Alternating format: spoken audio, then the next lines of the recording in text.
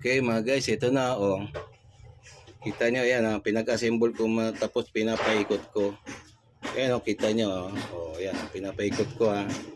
Pero wala pa yung windings niya. Yung pinaka-windings niya. So ano ko lang, pina-assemble ko lang yung dalawang ano niya. Bushing tsaka chopping yan oh, maganda na oh. Nag-free play na siya mga kamaster. Gano'n lang kasimple oh.